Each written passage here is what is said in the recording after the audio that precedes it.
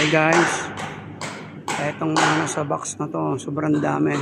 Ito yung mga helmet. Dati kulay orange, ngayon kulay green. Oh, daming helmet para sa mga estudyante.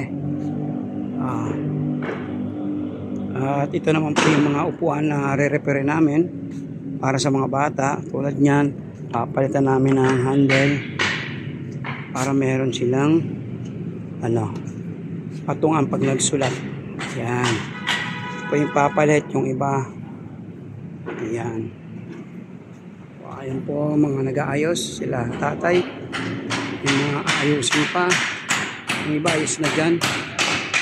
Yan. Ito pa yung San Antonio. San Antonio High School. Mga bangko na natapos na po.